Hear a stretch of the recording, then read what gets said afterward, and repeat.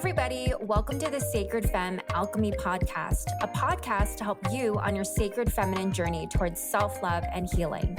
I'm your host, Lisa Mae Francisco, a sacred feminine guide and mentor. In the podcast, we'll dive deep on how to heal your core wounds, reclaim your feminine power, and liberate your truth so you can be your wild, authentic self. Thanks so much for listening. I'm super excited that you're here. Hey, everybody. Welcome back to the Sacred Femme Alchemy podcast. I'm so excited that you're here. I have a very special guest. She is the first guest that I've had in a while. I took a little pause from having any guests on my podcast. So I'm excited to welcome Kim Gerlach to the podcast. And Kim, her, is an interdisciplinary spaceholder and artist working with breath and scent. She facilitates journeys of self-discovery that resonates with diverse individuals. The ultimate goal for her and her business is to attain a state of balance, enhancing our ability to make a positive impact on the world. And her intention is to create safer and nurturing spaces for things to come as they are, rather than offering concrete solutions. Oh, that's so good. And it's Kim Gerlach from sun&rise. Thank you so much for being here. I'm so excited that you're here. Oh, I just had goosebumps again already. I'm just like, thank you so much for having me. This is starting great. Oh my goodness. And fun fact, Kim and I have actually never met in person, nor have we ever met on Zoom. And so it's so funny that this is the first time, but I feel we were talking earlier in the green room that we feel like we have some sense of each other's energies because we're in communication in other different ways. We met through a different community. We're like internet friends. It's such a millennial or like 21st century thing to be. It is. And it was so interesting because when I asked you to actually be on my podcast, I had no idea that you were pregnant. And so I had scrolled and I realized, oh my gosh, this is amazing. I love it. And I felt like it just dovetailed so nicely because you and I connected on the fact of just this reclamation and identity of our Filipino identity. I think that's the first time I reached out to you. I said, I mean, for me, I didn't really feel like I identified with being Filipino. And I saw that you were in the group that we were in. You were also Filipino. And I think I reached out to you and just asked you for different resources. And so that's how we first connected. And I wanted to talk about that. And then I was like, oh, this is so interesting. We can go into so many different directions. Totally. Yeah. I remember I'm having so many conversations about that, especially being half Filipino. I mean, by now I say full instead of half, but it's a whole identity process of being like, how do I identify? And if having that imposter syndrome almost as well, being like, I don't speak the language, so can I even say that I'm Filipina? So many layers to it. When did you start exploring that identity piece? And when did it come up for you? Good question. So I was living in Sweden for 3 years, and this is where I did most of my like identity searching and exploration. I was a wild child, early 20s. I was exploring a lot of things, romance, sexuality, identity, all of that was part of the process. And I moved there from Germany, and then I kind of identified as German, but people were like, but not really, you don't look German, you have some Asian features, I have dark hair. And then at that point I was like, yeah, right. And I started more with almost like an intellectual process rather than how many other people do it. Like they travel back or they visit family back there or their grannies, their lolas that still live in the Philippines. And that's kind of how they connect. But for me, it was like literature and books and like what is happening. It's a strange way to do it, but to me, it was super helpful. Yeah. How was it for you? I was going to say, you're going to have to share the books because Yes. I think I remember when I was in grade school, I had one book, but you know what it was? I didn't want to connect with it. I didn't want to connect with it because I know in Filipino culture, white people are more revered. And so I just never wanted to identify. I still don't know what it means to be Filipino to me. I still Mm. don't know what it looks like. And it was so interesting because usually I like to do pilgrimages to different places. Yeah. And I was looking up one in Egypt, and I just had this thought of, why are you going there?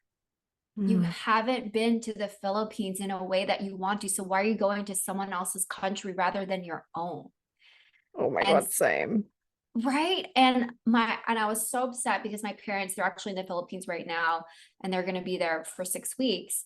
And I'm doing this for myself, this sort of, you know, how people that are in sales jobs, if they hit a quota, they get to go on like the CEO sales trip. And so I'm Mm-hmm. actually doing it for myself. I'm like, okay, Lisa, if you hit a certain number in your business, you get to go to Oh, the Philippines, you get to hang out there. So that's going to be the thing that I want. But I just had this wow. reckoning of, like, I don't really know my culture in the way I want. And my both of my sets of grandparents, they have already passed, but I wish I knew them more. And I don't know if it's like that with Mm. you and your parents, but I told my mom that, I said, I think I've only seen my grandma twice in my life. I don't know who she is, but the thing that Yeah. I like to do to stay close to them is actually wear their jewelry. So I'm like, I'm wearing my Mm. grandma's ring and then my other grandma's bracelet. That's how I like Oh, to. so beautiful. Yeah. What about Yeah. you?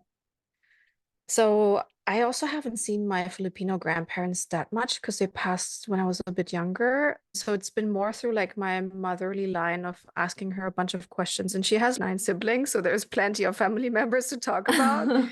And I totally resonate with what you said about traveling to Egypt. I had that impulse at some point as well of being like, let's go back to that because there's so much symbolism and so much culture and heritage. But then I'm like, wait, there's indigenous culture in the Philippines. They had their own witchcraft going on, their own religion.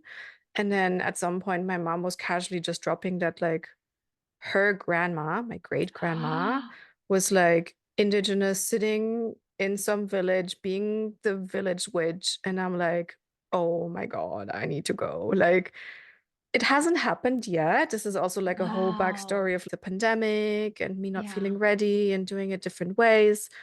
But I feel like if I go to the Philippines next time, it's going to be at least for 2 or 3 months, really wanting to explore Mm. not only essence of like my personal lineage, but also what is the day-to-day life like. I haven't been in 10 years. It probably changed. And what is the modern way of exploring the Philippines and the indigenous knowledge and wisdom?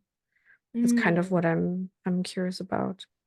That's so powerful because I haven't really dove into what does it look like to live there through like the lens of the indigenous way. And I think Mm. I remember I met a woman who was on a retreat with me, and she said she went to a rice farm. And so she was able to work there on the rice farm. And she says, oh, yeah, if you want to get hooked up with them, I can totally do that for you. And so at one point I thought, Mhm. oh, that would be really interesting to see like how they cultivate their agriculture. What does it look like to be a worker? All of that stuff. I'm sure other people are like, okay, that's kind of not as fun, but I feel like it's a nice way to get acclimated and just see, Yeah. you Yeah, know? totally. Yeah. Yeah. And so for you, when you started to dive into these books, how did it resonate for you? I mean, did something change within you? Mm. I super clearly remember this one book. I'm not sure about the author, but it's called Half Plus Half. Mm-hmm. And it's a lot about people that also have carry this half identity. And it's a lot of Mm. short stories just about them going to the supermarket or like meeting their future partners or their partner's parents and like just ordinary moment, but being half one culture, half another. And it didn't really matter what halves these were. It was like Moroccan Algerian or Filipino German, as in my case. But every single story, I was like, oh my God, there's this collective experience that I'm sharing with all of the halfies. And that was like, this is the most powerful one that I've reread twice. Yeah, just really feeling like this collective connection of I'm not the only one that is facing these existential questions. Besides all of the other questions, right? We're not only talking about like self-development and like childhood trauma, but there's then this Yeah. other dimension of like identity. And I was like, oh, I'm not alone. And that felt good, even though it was only quote unquote through books. And then I Mm, think just recently, in the last 2, 3 years, I would join online communities as well. Like, I think the one we've met through was also like a WhatsApp group, and mhm, there's meetups here in Berlin. And it took me quite some time to feel brave enough to be like, oh, I'm only half, but can still show up, and I don't speak the language, and I don't know the slang words, and don't mm. know all of the things they're bringing to the potluck. Never tried them, but it's okay to be here. Yeah. So what were Yeah. some of the challenges that came up for you as you identified with only being half to now taking on that ownership of no, I am like this is my full identity of being Mm. Filipino.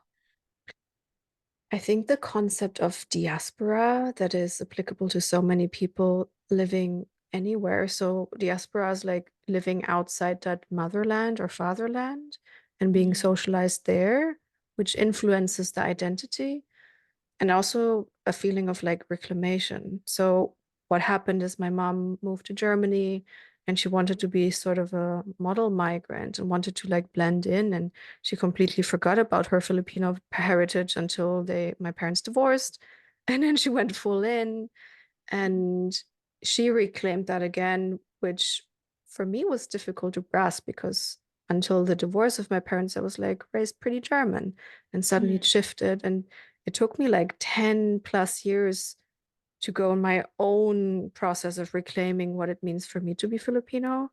So that mhm. was, yeah, but all very organic, right? I don't know how it's for you, but at some point you feel ready for it to face these things and to have space to look at it.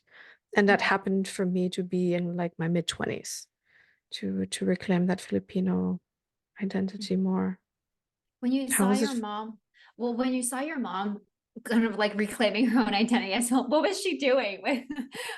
Oh my God. Like the best examples is first, it's such a stereotype, but she bought a karaoke machine. Oh my God. I love That karaoke. was It's so in our good. blood. It's so funny. Ah, in the Philippines, it's like you're either like into dancing or singing. And she was like, we need a karaoke machine. And back in the days, it was with all of these tapes or like downloads with like lists. And she went for the full package, and we had 2,000 songs to Oh choose my from, God. and like Ricky Martin's and everything. That was the first thing that I remember that really confused me. And then the other thing was the size of our rice packages. So before we would Oh my just get gosh. like small, I don't know, 500-gram packages. And then one day she'd be like, no, 5 kilos, boom, let's drop this in the kitchen now. And I would just be like, what's happening? I was 8 years old and I was like, I'm so confused. Where's my potatoes? Oh, it was too much for me to handle. That's a whole different story that my kind of therapist knows. But yeah, like it took me a while to settle in that. And then it took me so much longer to be like, wow, I'm so proud that she did this. I'm so, so proud Wow. she reclaimed it. Was there any sort of, and I know for me, and I think for a lot of second generation, kids, children, there's a little bit of shame Hmm. in a Yeah. way. Did you feel any of that as she was, doing all of Yeah, her I think, transition? Yeah. yeah, as you said, like second generation or like migrant or expat parents, her German isn't the best. Like whenever we would be in Mhm. public and she has a strong accent, like English slash Filipino accent, there's a lot of shame in that. Mhm. Yeah. I can't come up with any like more concrete examples, but definitely. Mhm. Yeah. Mhm. Yeah, I know. It's so interesting to see. And I think now, being an adult and having a different perspective, I understand from a different lens the way that my parents had to blend in, especially in America, because Mm, my dad, he came here first, and it was during like close to a little bit after Vietnam. And I remember his brother actually went into, war, and was very much, you know, you had to watch out for yourself. You didn't want to mm. stand out. You didn't want to bring attention to yourself. And my dad doesn't have an accent as much. I knew, yeah, that's what I clearly remembered as a kid. And I never really identified with being Filipino just because they acclimated so much. I just thought Mm, that I was American first, then Filipino. Yeah. yeah, I completely understand now trying to put myself in their shoes. It must be such a hard thing at that time of their lives, assuming maybe Mm-hmm. they were younger, maybe, I don't know, like financial pressure to move abroad. That happens a lot in the Philippines. You just need to go abroad to have a career. So there's so much, then you Absolutely. feel isolated and you just want to kind of blend in. Like it makes Uh-huh. absolute sense. And for a while, I did blame my mom for being like, why didn't you teach me Tagalog? Why didn't you teach me to cook certain things and dishes? And no, like she had to fight her own battles. Like being a Mm-hmm. woman in engineering, being a woman of color, that like you can clearly see she's not from there. And then as soon as she speaks, you can hear that she's not from there. And it's like she was fighting battles and she was a single mom. There was so much that was on Mm-hmm. her Mm-hmm. that I shouldn't be blaming her for not knowing how to cook certain things. I think I'm past Mm-hmm. that point. I definitely did have a lot of blame there. Yeah, no, that's how I was too. I was still thinking, because I remember even thinking, oh, I want to be fluent in Spanish and I want to, Mm, because my partner, he's Danish. And so I was thinking, oh, I'm gonna learn Danish. And then I realized, Leisha, you should actually just learn your own language. You should learn mm, Tagalog. I'm like, what are you doing? yeah, same. And Yeah. now also sharing that I'm on this journey of motherhood, that brought up a lot of identity questions again, because the little one will have my genes and then a very like Russian slash Ukrainian gene pool of his dad. And then suddenly it's like, gonna have a white kid with blonde hair and blue eyes, but he has Filipino DNA and beyond DNA and biology. Also, what culture are we gonna raise him with? I didn't Mhm. clearly grow up with rituals that are super Filipino nor German. Same for my partner. So it's like, what do we integrate as a family that can be tied to a culture or that's just our thing? And yeah, Mhm. a lot of processes again around the topic of like identity or like collective family identity now. Mhm. And so as you've started to come into your own, I guess, healing around that, right? With being Filipino, what do you intend to pass on to your Mm. child? Um, the first thing I can share is that I'm gonna pass on the passport. This is like a big deal for me because it took me a long time to actually apply for the Filipino passport. Mhm. Like initially, I thought this document would kind of validate that I'm Filipino. And then as soon as I Mhm. had all the forms and all the copies ready, I didn't actually proceed filling in the form and applying for it. It was just laying there. And I was like, oh, it was more about the journey rather than the outcome. And Mhm. then now that I know it could have an impact on him, meaning that he could also have the Filipino identity and passport and nationality, I was like, okay, I need to do that now. If he's born in a Filipino body that has a Filipino passport, then he can apply to have that nationality as well. And that was kind of the first thing that kicked in to give choice and also give privilege. I feel like, Mhm. Mhm. yeah, like at some point he will be able to make a decision the way I did in my 30s, and maybe he'll do that in his 30s or earlier. That's like there was one big process I was going through, and I just got it this week actually. So Oh, proud holding it in my hands, being like, woohoo! how Um, exciting. That's yeah. beautiful. And I think the openness to embrace his own culture, I feel like back in the days when I was growing up in like mixed heritage family, it was not very visible or there wasn't much pride. And I hope I can create a support system and system of friends and extended village in a way that appreciates whatever culture we have as a family, whether that's Filipino or not, doesn't really matter, but just, yeah, letting him express, letting him create culture with his parents or with the people around. I think that openness is really important to me. So it's not Mhm. really tied so much to the Philippines. I mean, I would definitely love for us as family to travel there together and kind of do an exploration, the three of us. But there's nothing like super concrete where I feel like, oh, this is a value or this is a Filipino thing that I have that I will carry on. Yeah. Exactly.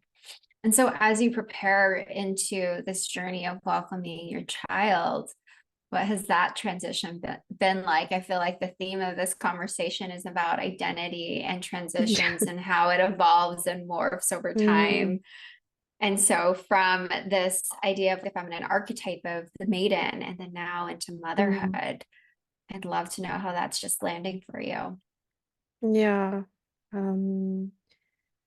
Feel like I want to also give a disclaimer, like just appreciating all the women and people out there who are trying to go on that Mm, journey where it's difficult, where mhm, biologically it may not happen as easy or it has failed in the past. I think it's a topic we talk about a lot. It's, oh, there's a pregnant woman, but I really also want to acknowledge that it's not always that linear and easy, and there's so much mhm, in that journey as well. So everyone listening, feeling that way, you're super seen. It's a mhm. mess. Yeah. Um, Yeah. Was that process, what was that process like for you? If you want to share, if you choose yeah, to share. yeah. Yeah. To me, it's actually been a big manifestation and it came very smoothly. I didn't have miscarriages in the past. That Mhm. soul just wanted to come into this body. It was Were crazy. you trying for a long time? Did you plan for it, or was it just whatever happens, happens type of thing? So, yeah, we kind of had the conversation opening up and wanting to be receptive to someone entering our life and making that family expand. And I knew that because of an autoimmune disease I have, that it may not be so easy.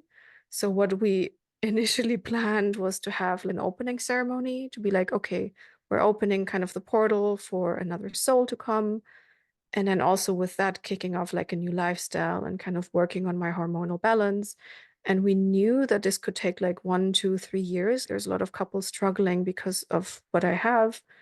And then, like, literally a month later, even without ceremony, he just came through. And we were like, never Wow. mind. Yeah. Wow. Like, we weren't Wow. ready to, like, speaking honestly about this.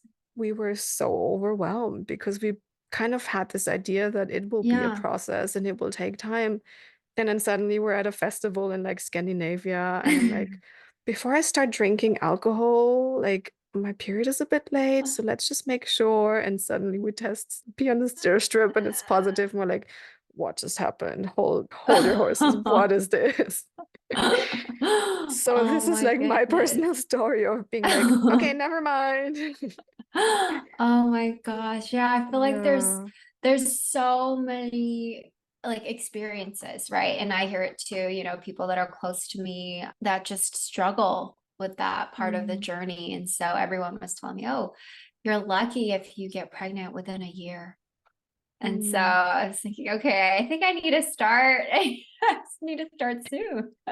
I mean, I remember you also talking in another episode about egg freezing and Yes. kind of going through Mhm. that process as well of being like, let's just open the window for this, for an opportunity to arise whenever, Mhm. independent from like your body and like age. So I really, it's not a big thing in Germany or Europe yet. It's not as supported, Oh, but really? yeah, I think it's slowly coming. There's definitely not companies really supporting it big times. Like it's just not a conversation happening.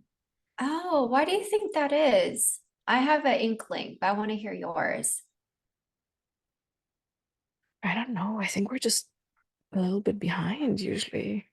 Really? Oh, okay. So I mean, What what I can only speak in terms of, I mean, my partner being Danish. I mean, it's normal to have children when you're I mean, all his friends, when we go there, mm, they all have children, multiple children. We're like mm, the last of his friends to have children. And they're always asking us, but I think in America, especially if you have tech companies that will pay for you to have a surrogate so you can work, yeah. right? It's all Wow. about making sure you're in That's that. capitalism in a Yeah, nutshell. It's so it is. crazy. It is. Like Google, for example, they will pay for you to have a surrogate. I mean, my tech company, they paid for my eggs.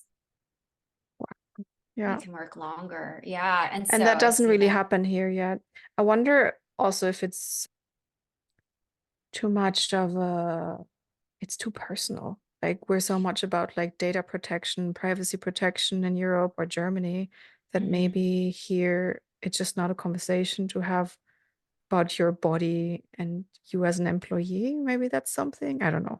Yeah. Yeah. That could be something too. It's very common. I mean, we have laws governing what we can and can't do with women's bodies all the time. It's a Mm. whole, well, that's another Everyone listening, episode. we just had a big eye roll moment. We're like, ah, Yeah, it's a little bit scary. It's a little, it is scary. But I love how you connected it back to the soul that this person, this baby mm, just wanted to come through. And so as you started to recognize and saw, oh my gosh, I'm pregnant. How have you been preparing yourself physically, emotionally? And are you the first of your close friends to go through pregnancy, or do you have support? mm. Yeah, I think the first trimester was higher risk because of the autoimmune disease. So I just kept it super secret. And Mm. at some point, I was able to kind of tell friends and family, and that was cute. I felt a bit shy about it, being like, by the way, I'm gonna step into this new role. But I think I still don't like my inner child was a bit like, look at me, maybe. Can I get some praise or some cheers? Yeah, there's so much. I mean, I can be so lucky that I have the time and space to prepare, not only for birthing, but also mentally. I started listening to a lot of podcasts. I started hypnobirthing as well, so to mentally prepare for getting into the zone and not getting my nervous system too activated in like stress while labor. So you can kind of like Mm. self-hypnotize yourself, and that's been super fun. Yeah, I switched from like intense asanas and yoga to prenatal yoga, and also working a lot with like pelvic floor preparation and things like that. But even this felt, yeah, it felt like I'm gonna be super intimate about this. Like, even like my vulva changing, and not only my belly Oh, changing or my wow. breasts, but also my vulva, and like so many physical processes where I was like, wow, I'm transforming. Oh my Like, it's goodness. crazy. And yeah, like all these stereotypical things of like cravings or being more emotional and hormones that definitely happened to me as well. I think I had a very stereotypical pregnancy of like cravings in the beginning, feeling okay, and now having cravings again and crying all the time. Oh, Yeah. wow. I feel like being initiated into motherhood, it's like the secret club, right? Of all these things that are happening to you, and you're like, how come no one said anything? I What is know. this? Because I I didn't know. even know that your vulva changed. Like, because I was actually in the delivery room with my sister when she had her first baby. Yeah, And that's when I first knew. I said, wow, the yoni is just really for having a human head come out. Like the way that it's totally. shaped, it's not for sex. I was like, Yeah. no, I was It's shocked. so open, like the lips Yeah. and the petals are just like, ta-da! They're like so Yeah. ready. And I Yeah. don't know, I even had to be like taking the mirror and being like, this is me now. And then a month later being like, this is me now. And now I'm like, Wow. I can't put a mirror there. The belly's too big. Like I can't look at shit anymore. But like all of that, sometimes it's overwhelming. Oh my God. Like these 9 months, I'm in the ninth month now, but it's so Wow. much transformation. Just talking about the physical level as well. Uh-huh. Um, yeah, and a lot of things that if you haven't thought about motherhood, no one tells you about. And but it Yeah. also comes with so many, I call them superpowers or like up levels that I'm really Mm. enjoying. We just previously also talked about dreams. What's that for Yeah, you? I think it's part of like my instincts sharpening or like me getting more into this realm of almost like feminine essence as well. Mhm. So what's been happening is that my dreams just get very archetypical, a lot of symbols. I start thinking of people that have passed that I know. Mm-hmm. And they send me messages, and it's repetitive patterns, same animals, same things, same locations. And I'm just like, wow, that's a big superpower right here. And I'm Wow. not the only one. Like when I ask other witches around me, they're sharing the same, that their dreams are very vivid. And Mm-hmm. that's something I didn't expect or didn't think of, but it's a very energetic transformation as well. Mm-hmm. Oh my gosh, that's so beautiful. And were your dreams like this before, or no, it's only when it was really archetypal Yeah, during I did. pregnancy? Yeah, I did do dream journaling every now and then. So I can like I have the capacity to remember them anyways from before. So that Mm-hmm. was really helpful now in pregnancy to be like, oh right, let me just train this muscle again of like dream memory. And I would keep a dream diary so I could quickly get into it. Mm-hmm. Once I realized, hold on, there's something mystical about this. And then I was like, let's start dream journaling. And that was really useful. Yeah, how I because I know you also analyze your dreams. How's that process for you? And how long have you been doing Yeah, it? just recently. It's so interesting. I'm always following the breadcrumbs into what's happening in my life in the current moment. The way it just comes, it's kind of miraculous to me. So I was doing a women's circle, and it was focused on the underworld. And then I started picking up off of Inanna, that story, the Sumerian myth and that goddess. And then it brought me to this school where you reclaim the mythical feminine.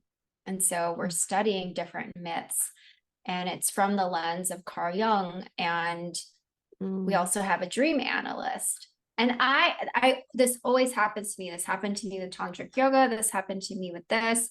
It's like a good idea in theory, but my subconscious leads me to the thing that I know that I need, because cognitively, if I thought I would have probably said no, just the depths of it. And I didn't know what I was getting into with this dream analyst. And I didn't understand why they weren't sharing material on the myths, like the written word. It was because they wanted to activate our right brain, our feminine brain. mm, And so they do a lot of storytelling of the actual myths to activate it. And what happens is I tend to dream of big things 2 days later. It takes my mind to process it wow. 2 days later. And so I remember specifically, I had this dream after we were working with Clay, because there's also art to it too. It's kind of Mm, wild. It's an amazing program. There's dream analysts and there's art. And yeah. I was working with Clay, and I'd never worked with Clay in my life before. And we were molding the feminine body of what we thought it was. And I created mine with a big butt, and I just really loved that. And 2 days later, I had a dream where I was in school, which is similar to what, this program is. It's a school. And it was all about my subconscious connecting to me and saying that it's okay. Because my ex was in my dream, and it was just so weird. I wasn't even thinking about him. But with my analyst, we just really uncovered that my psyche was telling me that it's okay to connect to this feminine part of me, and Mm, that maybe there were so many things that were repressed that I don't even know at the inner psyche level. And so from there, it was just more started coming. Now I didn't realize, oh, I didn't know there's a universal language for the mm, subconscious, which is symbols, or like why I dream of blue. Or it's very, very fascinating. It's very fascinating. And I just remember thinking, I was in a yoga class, and I just remember it was more of like bhakti yoga. The teacher was playing kirtan, and I just remember thinking how I wanted to be one with the god, the goddess, and how I was connected to my soul, and that I could understand my soul. And I was so grateful. And the goddess ended up visiting me. I was in Shavasana, and I just felt just this full body bliss and energy from my crown, like all the way down. mm, And it was so beautiful. So it's sort of like I'm not pregnant, but I have these like mystic experiences with just as you do as well, of the dream world, but then how it also mm. extends in the outer world. So Yeah. Mhm. Yeah, I think I really admire you for going down that exploration of like feminine essence and everything you're doing, and the way you also do it very intuitively, it feels like, having seen you at least on the internet, and like where you Yeah. started, and like where you're like, oh, this, I didn't decide this, my body was deciding this, or something drew me here and I'm gonna go full in. I really admire it as well. Oh, Yeah. thank you. Well, it's kind of like how your body is changing, right? Like your body is leading you. The baby is leading Mm, you and birthing and like having a certain idea, of how it's going to go and then completely surrendering. yeah. Yeah, I think the surrendering part I was really struggling with, just because that's just like an ongoing pattern of mine, of control, letting go of control, trust. There's a lot of wounding there still that I thought I cleared, and that I thought that I've worked on through various different modalities. And now suddenly in pregnancy it's coming back. So it's actually like that mirror of being like, hey Kim, there's still Mhm. that wound, and you may have looked at it, but now's your chance to look at it again. So it's really been like, oh, actually bringing me back to patterns that I'm aware of and that suddenly come up. That was very confusing. And yeah, leaning into also and I call it intelligence and instinct of the little one that I'm carrying. Like, I believe Ooh. so much that he just knows so much, and he has such a superpower of knowing what's good for him, knowing when to come, whether that's going to be exactly the due date that was calculated, or earlier or later. And in my case, even, is it going to be a natural birth, or is that not possible for him and my body? Yeah, I now have arrived at the point that I could completely surrender to him also having so much power in this and knowledge. Is there anything that you're grieving as you take on this Grieving. identity of mother, a mom? Mm. I think I've been grieving the lightness of little responsibility. Like, Mm. when you just have to take care of yourself or your partner, there's just you. You make a decision of, I'm gonna have cereal for dinner, and then that just impacts you. And now it's, oh, that cereal is actually also feeding my child. But in the long run, I suddenly carry a responsibility for another human for, I don't know, 20 years plus. So I've been grieving that for a while. But then I've also realized that because it's going to be a child and a newborn, it's going to bring a lot of lightness, simply because that's the way they function. Like, it's not going to always feel like a burden or a responsibility, but it's also going to be like play and bringing up curiosity and letting him meet with my inner child. It's going to be a whole process of just like feeling light again, and not so strict, and not so much like thinking about the bigger impact. Yeah.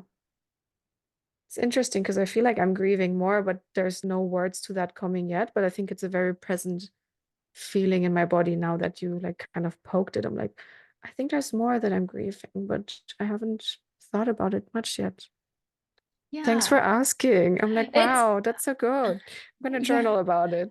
Yeah, because I always think about that. And I remember one of my mentors, she said to me when I was preparing for my sister's first shower, because now she has two kids.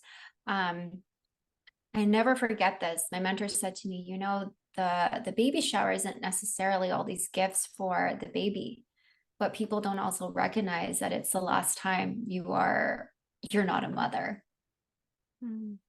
And I always thought that if you can relinquish all these different identities, right? You can take on more, but there's something about not being able to unmother yourself. Mm. Like, even, I don't know what it is, but even with fathers, like you cannot be a father. You cannot show up, but especially if you're the one actually carrying the baby, like the physical Yeah. remnants of it show. And so I'm always curious about just the psyche, what it goes through, or what happens as you start to transition. And I only get glimpses because I'll Mm. babysit, but it's, I can't even fathom.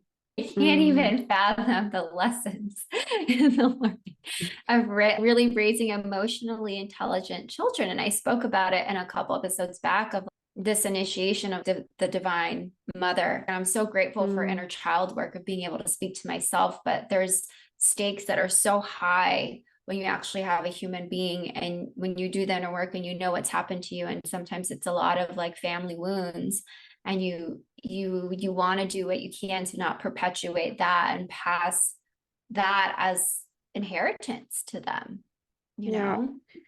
I also feel like stepping into that role of being a mother is the kind of ultimate mirror, like not only the patterns that are coming back now in pregnancy, but it's do you actually practice what you preach? Like I work with breath work, I help people to find inner balance, inner wisdom, like really guiding back. And then it's, are you actually ready? Do you have your self-care routine that you can squeeze into 10 minutes? And do you actually have unconditioned this? Or have you healed your inner child? Or are you just perpetuating something to the next generation? I have a lot of respect of me almost doing things wrong. I know there's a thousand and gazillion ways to parent, but Mm-hmm. I'm afraid of things coming up because now they already come up in pregnancy. And I'm like, "Ooh, what else is down there that may come up then?" Oh my gosh. I know it seems like a wild ride, this never ending journey. Yeah. And so, as not only are you preparing for this new baby coming into your life, but how has it looked on the business front of things, right? Thinking of relinquishing certain identities for a period of time, Hmm. what has that been like slowing down? Actually, the opposite. As soon as we knew we were gonna have a child in spring, I started almost accelerating things in one direction. So I started focusing on building an app because that felt like that could be the one thing that is not only reaching more people and thus has more impact, but that can also run in the background when I am just becoming a mother and I can't always be holding classes in Berlin and like being present, posting on social media. Once the app is there, it can kind of run by itself and people will just practice by themselves without me. So there's that element. And yeah, as soon as we knew like spring is kind of the deadline, I was like, okay, chop, chop, chop, let's do this. And I had really like a clear sense of focus. And I think that's happening to a lot of solopreneurs or entrepreneurs that are parents, that suddenly time needs to be used so efficiently. And I think I had a glimpse of that just now, where I had these 9 months. I'm like, okay, there's a super hard deadline. We need to build something. So we're just like in the last moments of launching, communicating, like the content is there. And yeah, that's been going good. So I'm sharing a lot of like breath work, meditations there. It's a whole library. There's Mm. challenges, there's a lot in there. And also live sessions, as long as I can Uh-huh. still do them every other week. Oh, So I that's been love that. interesting because I didn't know that it could really accelerate it. Because I personally think I'm already like quite quick on doing things, so like quite Hmm. focused. It took me years to get there. And I was like, okay, I'm pretty choppy already. And suddenly I'm like, boom, badam, like pulling it off. And I'm like, what was this? And that was super magical as well. Oh my gosh. And so how did you even get into this line of work? Because I've always heard of breath work, but I've never heard it integrated Yeah. with breath work. And I've never actually experienced that myself with scent. Yeah, I think it's not so common, but to me it makes a lot of sense because it's the same organ, right? It's like smelling and breathing. And I did come from smelling before. So when I kind of transitioned out of my career as a project manager. And I was like, I want to do something with my hands, something that feels like alchemy. And then I did remember that I would always go like to the perfume shop instead of the toy shop when I was really young. And I would Oh. collect perfumes. And I was like, oh, what is this bit about? And I completely, like, I just forgot. I basically didn't think of it much. And it also makes a lot of sense because I figured that I'm on the hypersensitive spectrum. So I Mhm. do naturally smell much clearer and more nuanced than other people around me. And then it just clicked. I was like, I have a superpower right here. And I've already been drawn to it when I was so young. So why Mhm. not explore that? So scent came first, and then breathwork just came through my own healing journey. I attended a class randomly. It was like at a retreat. There were workshops in parallel. And actually, the Wild Woman one that I really wanted to go to, that one was like fully booked. And they're Uh-huh. like, oh, you can go to the breathing thing. And I was like, oh, boring. I know how to breathe. But it was so transformational. Like, I was definitely supposed to be there for sure, Wow. and showed me a big rooted trauma in my body, and I wasn't really ready for that. Like it Hmm. was that like black block sitting in my womb and very dark energy. And I just remember like holding my vulva and being like, I cannot release it now. Like I'm not ready. And then fast Wow. forward a year later, I feel settled. I've moved to a new home, and Wow. suddenly something makes me feel ready for it. And I faced that trauma and had to like really dive into also the depth and the darkness of it. But then breathwork helped again. So like Mm. breathwork was the one thing that kind of poked me and showed me, oh, look at this black stone in you. But then also it helped me so much with healing it and looking at it again and again and again. And since then, I'm just fangirling breathwork. I'm like, it's my personal medicine. For a Hmm. while, all I was doing was coaching breathwork, coaching breathwork. I was not Mm. able to see people beyond the people I was living with and beyond my partner. I couldn't even do groceries. Like I was so wounded, so much in that Wow. healing process. And breathwork really helped me so much. And that's where I decided, okay, if there's someone who can share breathing and share the power of it, it can definitely be me. I think I have Mm. experienced it so much and the medicine of it that I really want to pass it on to others who may need it as well. And that's Mm. kind of where scent and breath slowly start meeting. Mm-hmm. Oh, I love that because you make it your own unique offering to the world, Mm, this gift, right? In such a beautiful way of integrating something very sensual, like scent, yeah. and how it evokes certain memories.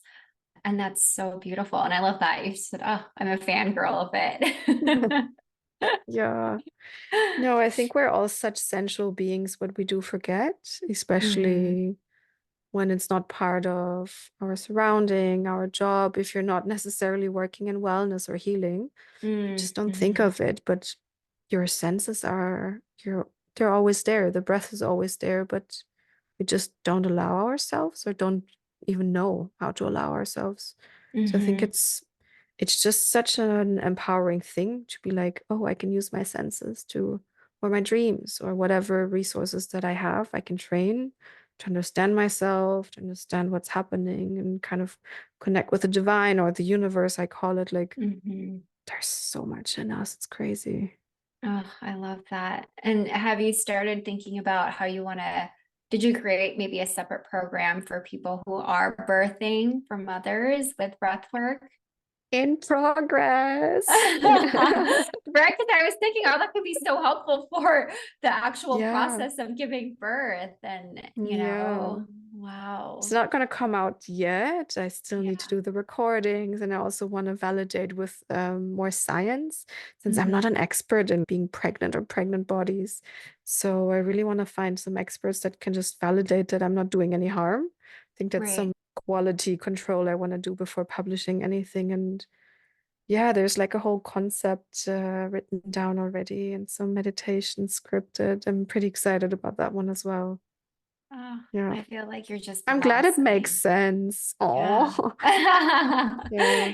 Yeah, I feel like you're just blossoming so much, especially as we talked to like about different phases in your journey of, identifying, reclaiming who you are, and really Mm, getting in touch with your Filipino identity to this idea of surrendering and birth and motherhood and to now how it's reflected in the business. And I'm sure it'll constantly change, mm, right? As you're evolving, as all of us do, and the imprints of that and whatever you touch.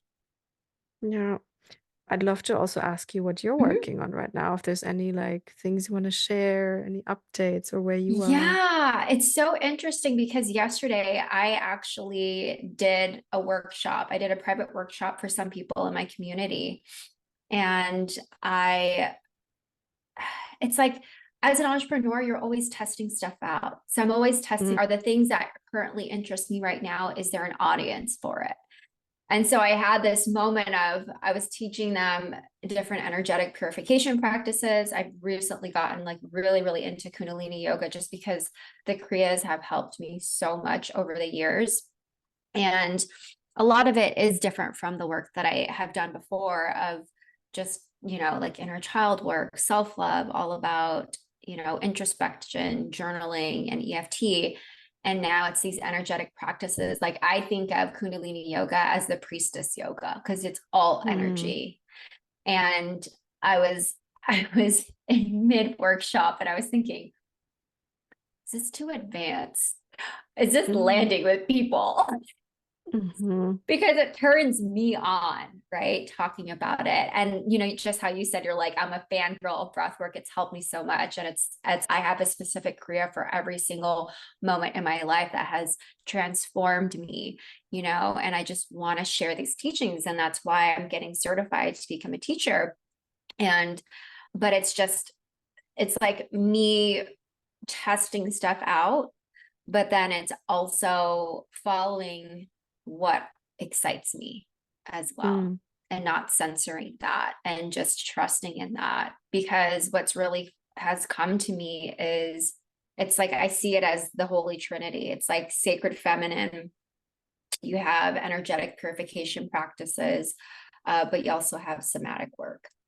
And so I see those connected so clearly to me with symbolism as well. Yeah. And sometimes I think, is it too alternative? And is mm. there a way to Wh- ground it? Yeah. I wonder where the symbolism is going in because it shows you where to focus in the Trinity or how to use it. The way that I use it is through tarot. And so Ah, yeah. dreams, right? The symbolism, using it in the form of feminine archetypes, using it in the Mm, form of imagery. And so being able to call upon that. And so I really love looking at different stories, different myths, understanding different gods and goddesses, stories, being able to do archetypal mapping and looking at what are the qualities that these deities are exhibiting that we also know that are within us. Because oftentimes in the mm, spiritual wellness world, it's, oh, who's your higher self? It's, well, you can also break it down and look at this goddess can be a representative of who your highest self is. We all have these within us, even if they may seem so far out of reach, it is within us. yeah.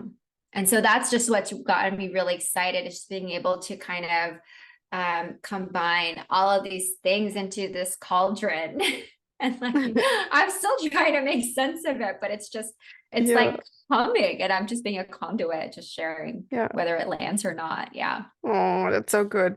Because I feel like I've been struggling so much to bring smelling and breathing together. And that was already like mentally, I was just like, what is happening here? So I Yeah. totally get you with so many different modalities where you're like, this resonates. I love it. I want to share this because it's powerful. And suddenly you're like, but wait, does this make sense? Like just from like Yeah. entrepreneurial perspective, you're like, can I send messages combining all of Right. this? Yeah, Right. And it's it's so hard. interesting because it makes sense to you. It's like a Mm, unique language that you can speak that's encoded within your body and DNA.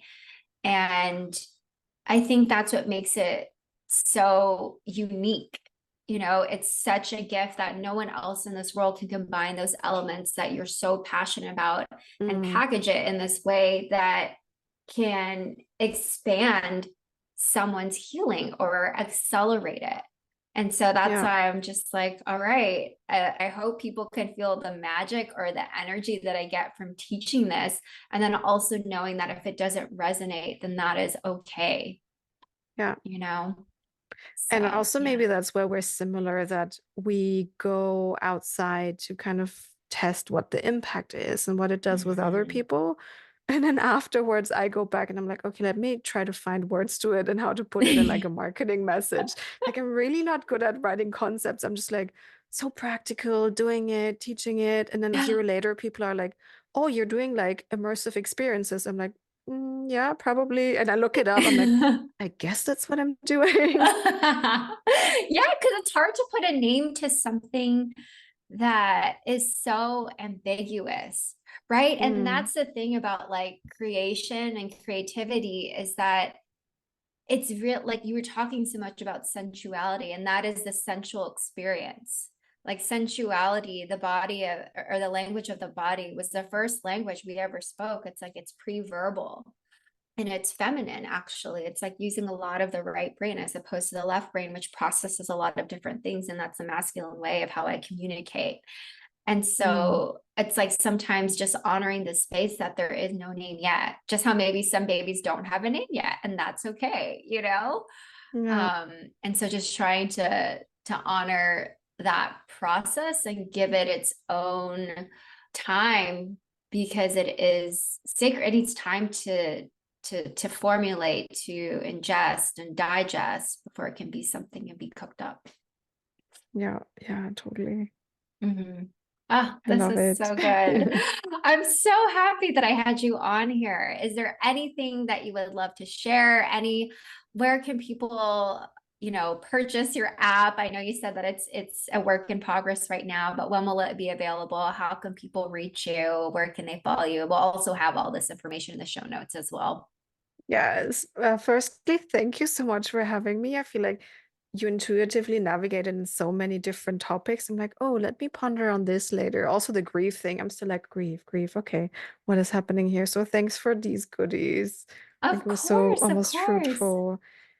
Where can people find me? The internet. Definitely on Instagram. The app you can download already. There's a lot of Oh, free stuff. amazing. It's called Okay, Tayo perfect. Rituals. Ooh. And it's actually comes from the Tagalog word tayo and means we or the collective. Oh my And it feels gosh. like the home of all the breathers in the breathing community I want to bring together. So I Oh, think we kind of closed the loop to the first topic of like oh my heritage. God. I love that you said that word because when I was little, me and my sister, like whenever we wanted to be together, we would always say tabi tayo. Oh, cute, cute. Yeah. Oh my God. Well, thank you so much. This was so beautiful. I will definitely be in touch, and this was just such a fruitful conversation. And thank you Yeah. all for listening. If you love this episode, please leave a review, share it. We always want this, the information that we share, the conversation to be shared across global societies, all of that good stuff. But thank you for tuning in. And thank you, Kim, for being on the Sacred Feminine Alchemy podcast. Yay. Thank you. Thank you. Amazing. All right. Bye, everybody. Bye bye.